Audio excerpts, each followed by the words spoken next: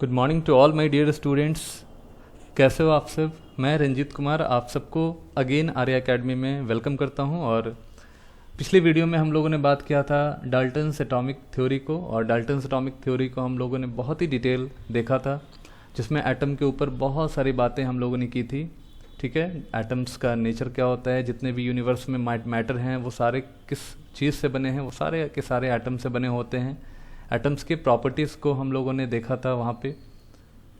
इस वीडियो के अंदर हम लोग डिस्चार्ज ट्यूब एक्सपेरिमेंट हम लोग देखने वाले हैं। एक्चुअली जो डिस्चार्ज ट्यूब एक्सपेरिमेंट है हमारा ये लेक्चर नंबर 2 होगा। ठीक है, लेक्चर नंबर 2 में हम लोग बात करने वाले हैं डिस्चार्ज ट्यूब एक्सपेरिमेंट को, डिस्चार्ज ट्यूब एक्सपेरिमेंट को। ठीक है, बेसिकली जो डिस्चार्ज ट्यूब एक्सपेरिमेंट किया जा रहा था, इसमें देखा जा रहा था कंडक्शन थ्रू गैस। इसके अंदर क्या देखा जा रहा था, क्या देखने की कोशिश की जा रही थी, गैस के थ्रू कंडक्शन कैसे होता है। ठीक है, conduction through gas, through gas. ठीक है, अब ये जो कंडक्शन थ्रू गैस है, ये एक्सपेरिमेंट करने वाले जो साइंटिस्ट हैं उनका नाम है जूलियस प्लकर। जूलियस प्लकर नाम के साइंटिस्ट ने ये एक्सपेरिमेंट करा 1859 के अंदर। ठीक है, 1859 ईस्वी में जूलियस प्लकर नाम के साइंटिस्ट ने कंडक्शन थ्रू गैसेस के एक्सपेरिमेंट को उन्होंने करा और एक डिस्चार्ज ट्यूब बनाया और उसमें उन्होंने कुछ गैस को फिल किया। जैसे देखो, एक्चुअली क्या था कि डाल्टन्स एटॉमिक थ्योरी देने के बाद कई साइंटिस्ट और भी लाइट में आए, जैसे जे थॉमसन और रदरफोर्ड, जिन्होंने जे थॉमसन और रदरफोर्ड, जे थॉमसन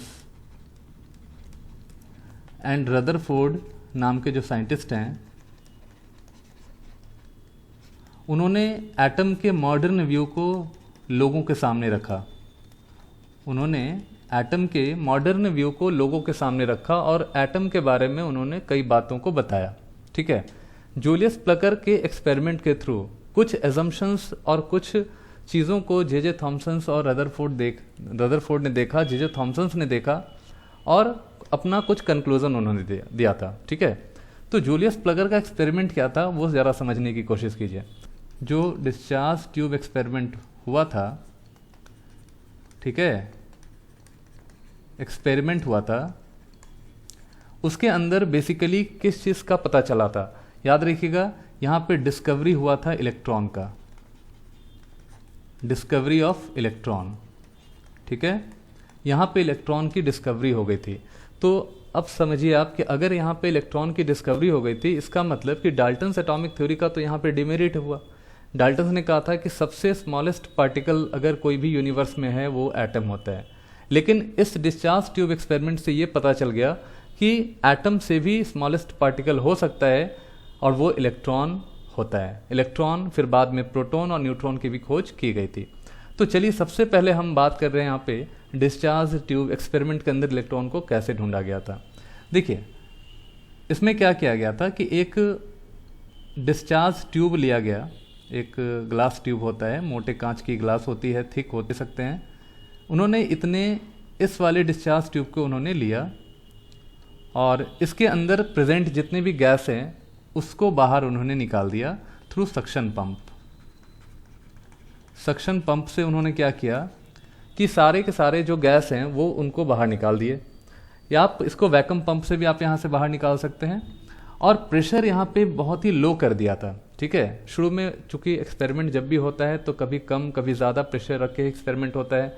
एग्जैक्ट हम यहाँ पे हमें कुछ पता नहीं है कि क्या होने वाला है, तो कभी बहुत कम प्रेशर ले रहे थे, कभी ज़्यादा ले रहे थे, कभी यहाँ पे वोल्टेज कम ले रहे थे, कभी वोल्टेज ज़्यादा ले रहे थे। तो इस तरह से एक्सपेरिमेंट हो रहा था। ठीक है, तो लगभग इन्होंने क्या किया, जब एक्सपेरिमेंट हुआ और इलेक्ट्रॉन की जो डिस्कवरी की गई थी, वो डिस्कवरी किस एक्सपेरिमेंट के बेस पे हुआ था, तो वो मैं आपको बता रहा हूँ। देखो, सबसे पहले कि यहाँ पे जो प्रेशर इन्होंने क्रिएट किया, इसके अंदर जो प्रेशर क्रिएट किया इस डिस्चार्ज ट्यूब के अंदर, अप्रॉक्सीमेटली 10⁻⁻⁴ mm ऑफ Hg। ठीक है, इतना लो प्रेशर उन्होंने इस डिस्चार्ज ट्यूब के अंदर क्रिएट किया था। इसके बाद उन्होंने कुछ गैस को फिल कर दिया। ठीक है, इसके अंदर कुछ गैस, और गैस को फिल करने के बाद उन्होंने यहाँ पे 2 इलेक्ट्रोड को प्लेस कर दिया और इन दोनों इलेक्ट्रोड को यहाँ पे इन्होंने एक बैटरी से कनेक्ट कर, और ये इस बैटरी का जो वोल्टेज है, ठीक है, वो अप्रॉक्सीमेटली 10,000 वोल्ट के आसपास है। बहुत ही हाई वोल्टेज यहाँ पे उन्होंने अप्लाई किया, हाई वोल्टेज उन्होंने क्या किया, अप्लाई किया। अब जैसे ही इन्होंने स्विच को ऑन किया तो कुछ फिनोमिनन को उन्होंने ऑब्जर्व किया, ठीक है। देखिए जैसे ही उन्होंने स्विच को ऑन किया, यहाँ पे बैटरी ऑन कर दिया उन्होंने, स्विच को ऑन किया, एक तो बहुत ही कम प्रेशर हमारे डिस्चार्ज ट्यूब के अंदर है, तो इन्होंने देखा क्या कि कुछ लाइट यहाँ से फ्लैश कर रही थी। मतलब इस पूरे डिस्चार्ज ट्यूब के अंदर बहुत ही एक लाइट आपका फ्लैश कर रहा था, एक लाइट आपका फ्लैश कर रहा था। यहाँ पे ध्यान दीजिए कि यहाँ पे भी ये चीज़ बनाया गया, आप देख सकते हो यहाँ पे, ये आपका रियल पिक्चर है डिस्चार्ज ट्यूब का। इसी तरह का कुछ यहाँ पे फिनोमिनन ऑब्जर्व किया जा रहा था। तो कहाँ ऑब्जर्व किया जा रहा था, तो देखो ये हमारा नेगेटिव टर्मिनल है, ठीक है, और ये हमारा पॉजिटिव टर्मिनल हो गया। अब नेगेटिव टर्मिनल से देखा जा रहा था कि कुछ रेज जो है वो निकल के पॉजिटिव वाले प्लेट की तरफ मूव कर रहा है।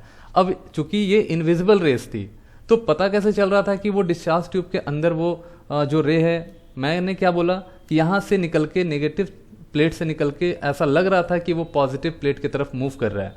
तो पता ऐसे चल रहा था कि हम इस वाले सरफेस को, देखो ये जो आपका एनोड के पीछे का जो सरफेस है उसको फ्लोरेसेंट मटेरियल से हम इसको कोट करते हैं, ठीक है। ये आपका फ्लोरेसेंट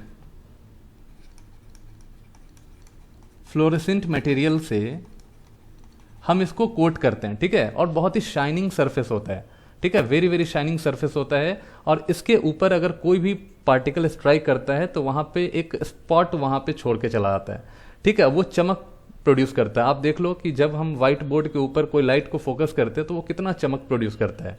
जस्ट लाइक कि फ्लोरेसेंस स्क्रीन जो हम बनाते हैं, और ये जिंक सल्फाइड का फ्लोरेसेंट स्क्रीन बनाया जाता है, और इसके ऊपर देखा जा रहा था कि काफ़ी ज़्यादा कुछ पार्टिकल स्ट्राइक कर रहे थे और वो चमक रहा था, और वो चमक पूरे डिस्चार्ज ट्यूब के अंदर फैल रहा था, जैसे आप यहाँ पे देख रहे हो, ठीक है। तो देखो एक्चुअली क्या है कि इस साइड में फ्लैश हो रहा था, यानी कि एनोड के पीछे, एनोड प्लेट के पीछे वाले सरफेस के ऊपर कुछ लाइटें फ्लैश कर रही थी।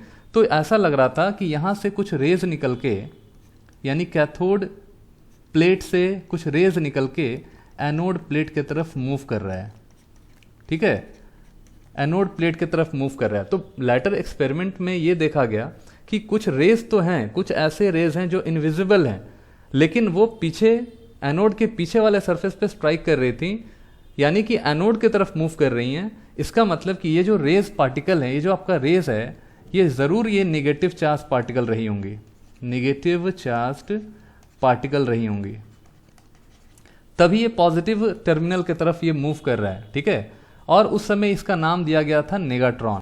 बाद में इस नाम को चेंज करके इलेक्ट्रॉन बोला गया कि ये जो आपका रे है जो ऐसा लग रहा था, these rays are called cathode rays. क्यों? क्योंकि ये ऐसा लग रहा था कि कैथोड से आ रहा है और कैथोड से निकल रहा है। These rays are called cathode rays. अब एक्चुअली में क्या ये कैथोड प्लेट से निकल रहा है या कुछ और भी चीज़ें इसके अंदर हो रही थी, ठीक है। तो इसे हम धीरे धीरे अभी जानेंगे, ठीक है। तो सबसे पहले ये समझना है कि ये जो आपका रे है वो पॉजिटिव प्लेट की तरफ जा रहा है, तो ज़रूर इसके ऊपर कुछ नेगेटिव चार्ज होगा, इसी वजह से वो पॉजिटिव प्लेट की तरफ मूव कर रहा है। तो इलेक्ट्रॉन पे पाया गया कि इसके ऊपर नेगेटिव चार्ज है।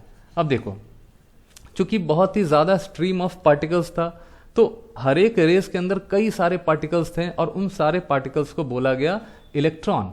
उन सारे पार्टिकल को बोला गया electron. These electrons are what? Electrons are particles. ये आपके पार्टिकल्स थे।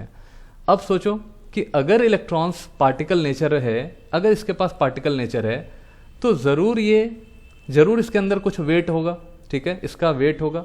तो वेट भी देखा गया, वेट को भी मेज़र किया गया था, और वेट जो इलेक्ट्रॉन के ऊपर पाया गया, इलेक्ट्रॉन के ऊपर देखो ये जो आपका कैथोड रे है, these are the collection of electrons. What are cathode rays? What are cathode rays? Actually the cathode rays are collection of electrons whose mass of electron is experimentally determined, that is 9.1 into 10 to the power minus 31 kilogram. आप सोचो कि -31 कितना कम मास हो सकता है इसका, ठीक है, बहुत कम मास होता है, ठीक है। और चार्ज जो फाइंड किया गया, चार्ज ऑन इलेक्ट्रॉन जो फाइंड किया गया वो रहा यहाँ पे 1.6 इंटू 10⁻⁻19 कूलम्ब ऑफ चार्ज। ठीक है, तो ये तो पता चल गया यहाँ पे कि हमारा जो इलेक्ट्रॉन होगा उसका मास ये है और चार्ज 1.6 इंटू 10⁻⁻19 कूलम्ब है। तो इस डिस्चार्ज ट्यूब एक्सपेरिमेंट से मैंने आपको बताया कि इलेक्ट्रॉन्स की डिस्कवरी कैसे हुई थी। तो ये चीज़ तो ठीक है कि चलो एनोड के पीछे जो हमने एक स्क्रीन बनाया है वहाँ पे लाइटें कुछ फ्लैश कर रही थी और बाद में ये पता चला कि जो आपका पार्टिकल है कैथोड रेज पार्टिकल है वो एनोड की तरफ मूव कर रहा है। तो एनोड तो कैथोड के ऊपर आपका कैथोड जो रे है वो आपका collection of negative charge particle हैं जिनको बाद में इलेक्ट्रॉन बता दिया गया। ठीक है, यहाँ तक तो बात ठीक है। अब देखिए अब क्या था कि आखिर ये जो रेज हैं वो निकल कहाँ से रही थी। ठीक है, सवाल यहाँ पे ये आ रहा है कि ये जो रेज आप देख रहे हो ये निकल कहाँ से रहा था वो समझने का ज़रूरत है। ठीक है, देखिए एक्चुअली क्या था, बाद में ऐसा देखा गया actually these cathode rays particles, cathode ray particles are releases from the gas filled in a tube। यानी कि जो गैस हमने ट्यूब के अंदर फिल किया है एक्चुअली में क्या हो रहा था कि उन एटम्स के अंदर कुछ ऐसे पार्टिकल्स थे, यानी उन एटम्स के वजह से ये कैथोड रेज जनरेट हो रहा था। कैसे, तो देखो एक्चुअली हमने क्या किया था कि हाई वोल्टेज सोर्स अप्लाई किया।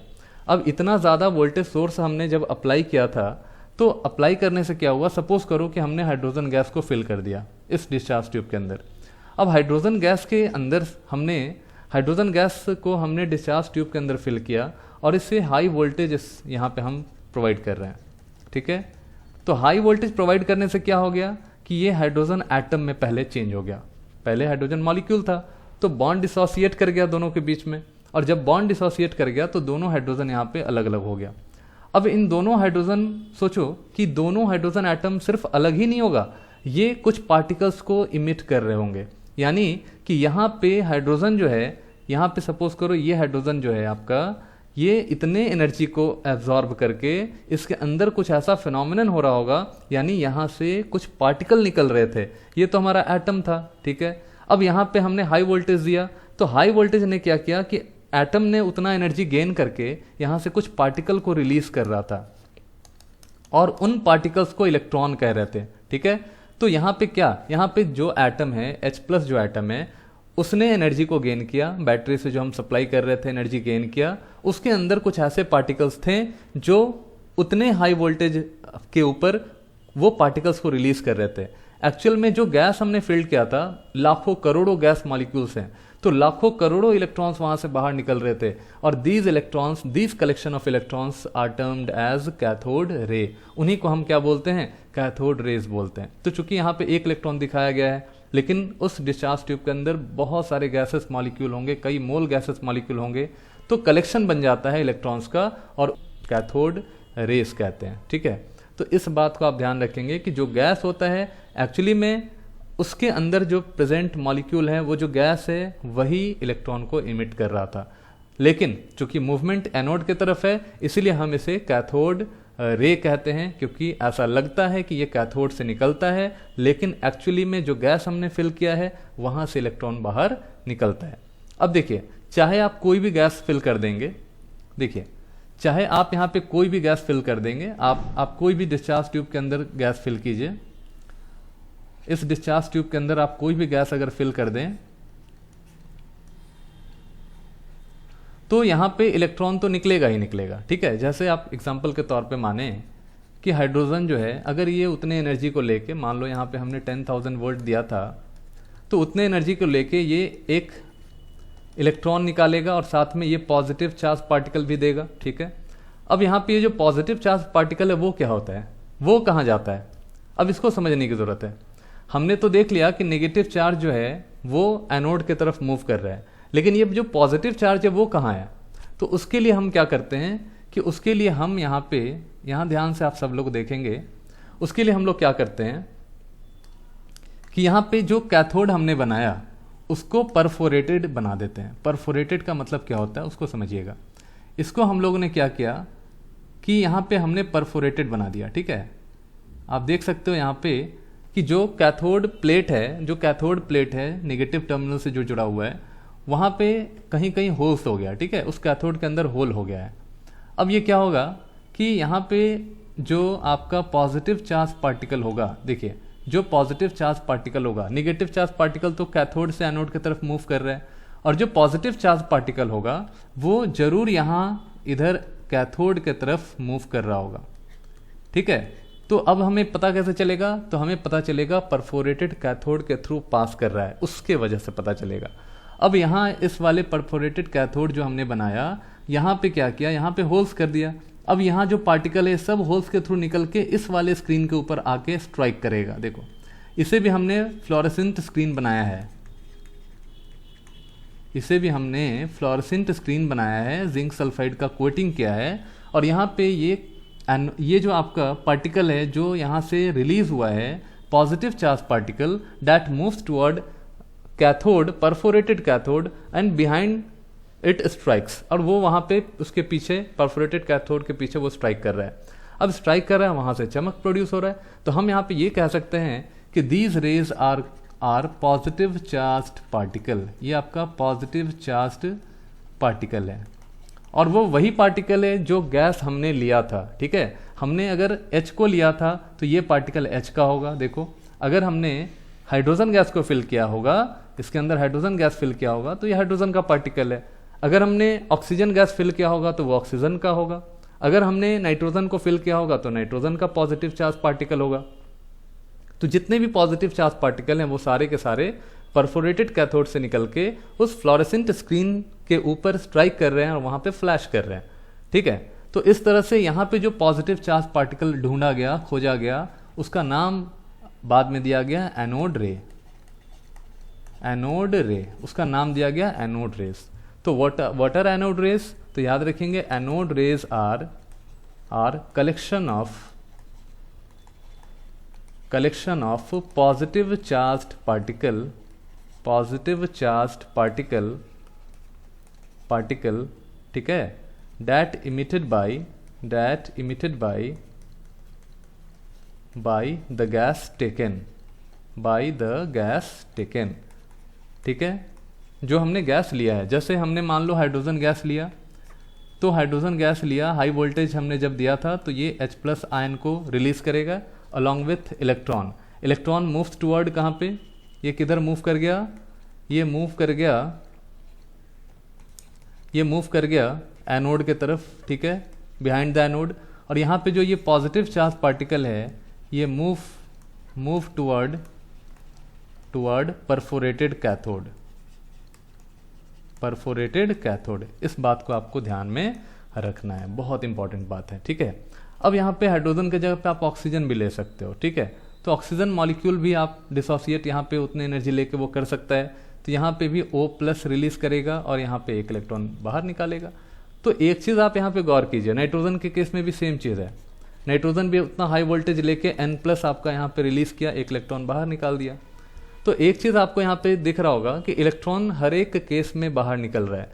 चाहे आप कोई भी गैस आप फिल कर लें डिस्चार्ज ट्यूब के अंदर, हर एक गैस इलेक्ट्रॉन को बाहर निकालेगा, कैथोड रे चेंज नहीं होगा। Cathode rays are always the stream of electrons. Cathode ray is always stream of electrons either we take any gas in the discharge tube, है ना। तो यहाँ पे मैं लिख रहा हूँ नोट पॉइंट में, आप सब लोग नोट करिएगा कि जो आपका कैथोड रेज होगा, cathode ray do not depends on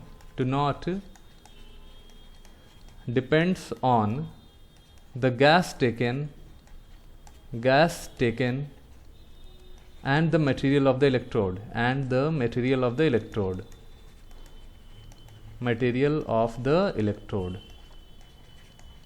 ठीक है। तो जितने भी गैस होंगे वो उन सारे के अंदर इलेक्ट्रॉन्स होगा और वो इलेक्ट्रॉन्स को रिलीज करेंगे। इसका मतलब कि जो कैथोड रे होगा वो हर एक गैस के लिए कॉमन होगा, सब में इलेक्ट्रॉन होता है। इलेक्ट्रॉन गैस पे डिफ्रेंशिएट हम नहीं कर सकते हैं, लेकिन एक बात हमेशा ध्यान रखिएगा कि जो पॉजिटिव चार्ज पार्टिकल है या जो एनोड रे है वो डिपेंड करता है कि हमने गैस कौन सा लिया है। अगर हमने हाइड्रोजन गैस लिया है तो हाइड्रोजन आयन रिलीज करेगा एज अ एनोड रे। अगर ऑक्सीजन गैस लिया है तो ऑक्सीजन आयन रिलीज करेगा एज एनोड रे। अगर हमने नाइट्रोजन लिया है तो नाइट्रोजन आयन रिलीज करेगा एज एनोड रे। ठीक है, तो यहाँ पे एक पॉइंट और आपको नोट करना है, बी नंबर में नोट कीजिएगा। द नेचर ऑफ एनोड रे, द नेचर ऑफ एनोड रे depends on the gas taken in a discharge tube, ठीक है। तो जो भी हम गैस यहाँ पे एज्यूम करते हैं या जो गैस हम डिस्चार्ज ट्यूब के अंदर लेते हैं तो सबके केस में एनोड डिफरेंट हो जाता है, लेकिन सभी में याद रखिएगा इलेक्ट्रॉन कॉमन होता है। ठीक है, तो ये हमारा डिस्चार्ज ट्यूब एक्सपेरिमेंट है। नेक्स्ट वीडियो में मैं आपसे बात करने वाला हूँ डिस्चार्ज ट्यूब एक्सपेरिमेंट में और क्या इसके अंदर ऑब्जर्वेशन किया गया, वो हम लोग नेक्स्ट वीडियो में बात करेंगे। आप लोग पहले इस वीडियो को बहुत अच्छे तरीके से देखिए, उसके बाद हम लोग नेक्स्ट वीडियो में इसके ऊपर और भी कई बातों को हम लोग करेंगे और हम लोग ये जानेंगे कि डिस्चार्ज ट्यूब से कौन कौन से ऑब्जर्वेशन देखे गए थे और कौन कौन सा कंक्लूजन निकाला गया था। तो कीप ट्यून्ड विथ अस, आप इसको देखिए, पहले इस वीडियो को पूरा देखिए और प्ले स्टोर में जाके आप फ्री ऐप डाउनलोड कर सकते हैं और वहाँ पे भी इस वीडियो को आप देख सकते हैं। Thank you, wish you all the best.